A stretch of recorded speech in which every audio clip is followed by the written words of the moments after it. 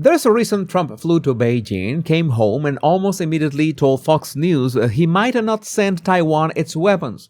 There's a reason China, after 2 full days of dodging the question, suddenly confirmed $17 billion in American farm purchases on Sunday morning. And there's a reason his own Secretary of State, Marco Rubio, spent that same Sunday on television assuring everyone that nothing about America's posture had actually changed. Those 3 moves are neither chaos nor coincidence, but rather 3 pieces of the same script performed across 72 hours, each one aimed at a different audience watching from a different capital. So the events themselves are simple to list, though the order in which they happen is where the strategy quietly reveals itself. Thursday morning, Trump landed in Beijing for the first state visit by a sitting American president to China in nearly 10 years, and Xi greeted him at the Great Hall of the People with every piece of pageantry the occasion demanded. They smiled, they walked, toasted, exchanged the choreographed torches the cameras had been brought there to broadcast, and the world saw 2 men who appeared to like each other a great deal. On Friday, the summit closed. Trump flew home, and Saturday morning his Fox News interview aired, at which point the tone of the entire trip changed inside a single sentence. Trump said the $14 billion weapons package for Taiwan was, in his own words, in abeyance, held up, pending, depending entirely on what China was willing to put on the table in return. He called those weapons a very good negotiating chip. He told Taiwan's chip makers he wanted every one of them to relocate their factories to American soil. And then he said something nobody in Washington had ever said out loud before, which was that Taiwan sits roughly 80 miles from mainland China, while America sits about 9,500 miles away, and that the math of a real shooting war between those 2 distances was something he was no longer willing to ignore. So that was Saturday. On Sunday is when the second move arrived, though the second move only makes proper sense once you understand exactly what the first one accomplished. For decades now, American presidents have followed a doctrine known as strategic ambiguity, which is a fancy phrase for a fairly simple idea. Washington never declares exactly what it would do if China invaded Taiwan, so China cannot calculate. Taiwan cannot assume, and every other player in the region is left guessing. And since everybody is guessing, nobody moves, and the ambiguity itself becomes the deterrent that has kept the peace across the Taiwan Strait for 2 full generations. So Trump did not change a single line of that doctrine on Saturday. He did not pull a weapon back, sign a document, or rewrite a treaty. He simply made the unthinkable thinkable out loud with the cameras rolling in front of one of the largest news audiences in the country. In one sentence, he converted decades of "we will not say" into, well, what is your offer? And the chess piece itself never moved an inch. He just let Xi see his hand resting on top of it, and then he stood up from the table and walked away whistling. So think of a moment about who was sitting at home watching this unfold.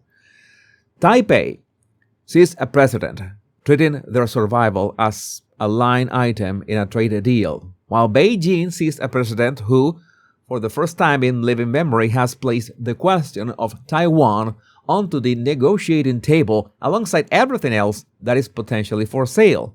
Tokyo sees it. Seoul sees it, the Pentagon sees it, and every capital that has spent the last 40 years assuming Washington's position was carved in stone is now quietly drafting memos about whether that stone might in fact be negotiable after all. So what is remarkable about the move is that it cost him absolutely nothing. This was not a weapon. This was not a statement of policy, not a piece of signed paper, only a sentence spoken into a microphone. And that one sentence bought him the full undivided attention of every capital around the Pacific Rim. Taiwan understood the message immediately, which is why their foreign ministry rushed out a statement on Saturday calling itself a sovereign and independent democratic nation, which is not normally something a country says about itself unless somebody has just suggested otherwise. That statement was not actually aimed at Beijing. It was a flare sent up to Washington, asking the question every American ally is now quietly asking behind closed doors, which is whether they are still on the team or whether they have just been quietly added to the menu. So one sentence in a Fox News interview was enough to send three capitals scrambling for their notepads, and now it was Beijing's turn to respond. For the entire weekend, China's Foreign Ministry and Commerce Ministry put out statements that read as if they had been drafted by a very careful lawyer. The two sides would promote agricultural trade. The two sides would address concerns. The two sides would resolve outstanding issues at some unspecified point in the future. Lots of words, almost no numbers, no products named, no dates committed to, exactly the kind of language diplomats use when they want a headline without being held to anything later. Then Sunday morning, the White House published its fact sheet, and the numbers landed all at once. $17 billion a year in American agricultural products through 2028, with beef facilities back on the approved list, poultry imports resuming, and an initial purchase of 200 Boeing aircraft sitting on top of that. China did not publish a matching fact sheet, which is another way of saying they stayed deliberately vague, but the American version was the one that ran on every farm radio station, every national channel, and every front page across the Midwest. By Sunday afternoon, the story across America had become China is buying American beef again, whether Beijing wanted that to be the headline or not. So that was the second move, and it was the direct response to the first one. Trump put Taiwan on the table on Saturday, and by Sunday morning, Beijing had stopped dodging on the farm deal. That sequence is not a coincidence in any meaningful sense of the word, but rather leverage doing exactly what leverage is designed to do, applied within 48 hours with the cameras still rolling. That is the strategy. That's what we should analyze. Now, notice how Trump framed the win the moment it came down. He did not talk about geopolitics or strategic positioning or the balance of power in the Pacific, but instead talked about American farmers, about beef and poultry, about the men and women in Iowa, Nebraska, and Kansas who had watched their soybean buyers vanish during the trade war. So I want you to slow down for a moment here, since this is the part of the move where the real craft lives. Trump understands that geopolitical wins do not move voters. Geopolitical wins move analysts and foreign policy magazines and think tanks with marble lobbies in Washington, but they do not move grandmothers in Ohio. So he takes a geopolitical win, translates it into a kitchen table win, and serves the kitchen table version to the audience that actually votes. The Taiwan move was aimed at Xi, while the farm announcement was aimed at the American voter, both happening in the same trip, across the same weekend, on two completely separate communication tracks, running in parallel and fitting two completely separate news cycles.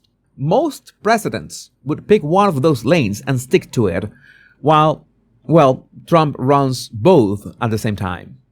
Now we arrive at the third move, which is the one that gets the least airtime in the press and which also happens to be the one that gives the whole show away. While Trump was on Fox News telling the world that Taiwan's weapons were a bargaining chip, his own Secretary of State, Marco Rubio, was telling allies that nothing about America's posture on Taiwan had changed at all.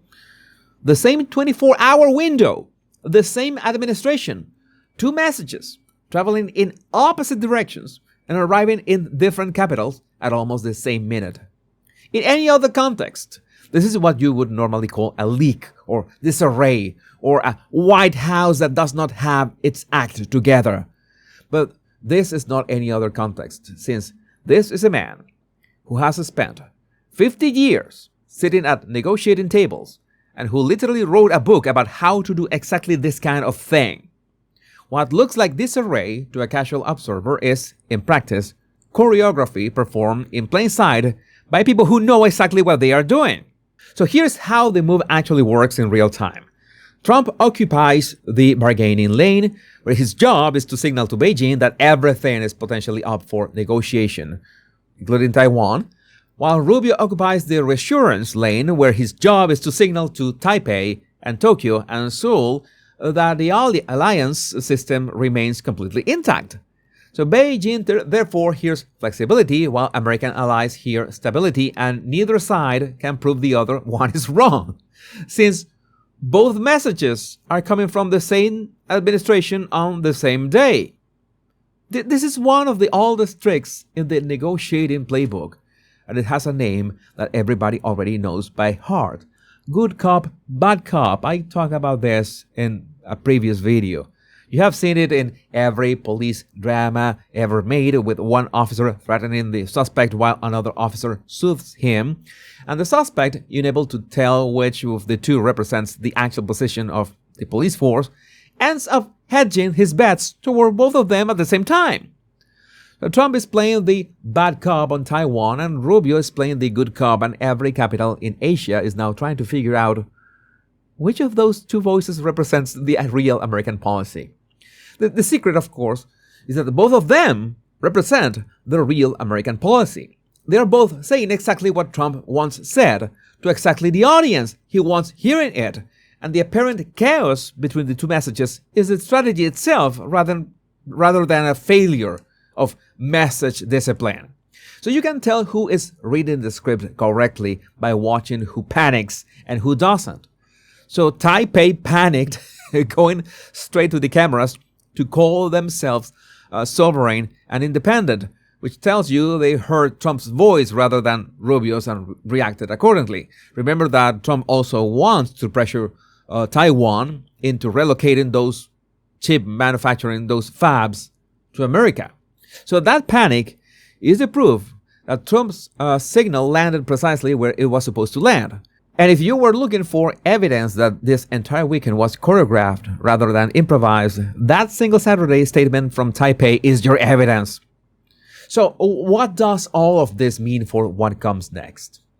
In 72 hours, Trump took a state visit that produced almost no actually signed agreements and turned it into 3 different headlines aimed at 3 different audiences. He gave Xi something serious to think about regarding Taiwan. He gave American farmers a check they can take to the bank, and he gave allies a Secretary of State who could keep them calm while Trump himself was generating the uncertainty in the first place. The entire operation was conducted without giving up anything tangible, which is the part I find most remarkable about all of it. Not one weapon was cancelled, not one treaty was rewritten, not one piece of paper was signed that committed the United States to a different posture on Taiwan that it had held the week before. The entire move was made out of words, spoken words, delivered in a Fox News interview and a Sunday morning White House fact sheet released at exactly the hour when half the country was in church and not paying attention. So that is what communication strategy at the highest level actually looks like in practice. It does not require a single bullet or a single signature, only the understanding of which words land in which capitals and the discipline to say the right ones in the right order at the right time. Beijing now has to decide what they are willing to give in exchange for Taiwan's weapons remaining in abeyance. Taipei has to decide whether to push back harder or simply swallow what just happened. American farmers have a press release they can frame and hang on the kitchen wall, and every analyst in Washington is currently drafting a memo about a summit that produced almost no signed paperwork, but somehow managed to change the entire conversation around it. That is the trick. The summit itself was never really the point, since the Fox News interview was the point, the Sunday fact sheet was the point, and the choreography between Trump and Rubio across that whole weekend was the point. The summit was simply the stage on which the actual performance was set. So that is what I see when I look back at the last 72 hours. What you watched this weekend was a piece of choreography. That takes a lifetime to learn how to perform, executed by a man who knew exactly which sentence to drop into which microphone and exactly when to let his Secretary of State walk out and smooth things over afterwards. You can agree with the policy or disagree with the policy, but you cannot watch this weekend with clear eyes and tell me that any of it was an accident. It was a script, and the next chapter of it is already being written somewhere in the West Wing as I record this video. So, for my deeper analysis on geopolitics, on the moves between Trump and Xi, and on what comes next for Taiwan, go check my blog, The Power Pundit, where I can say things that I'm not allowed to say anywhere else. Link in the description below. Share this video with your family and friends so they understand what is really going on. My name is Jesus Enrique Rosas. I'm the Body Language Guy. Much love and bliss.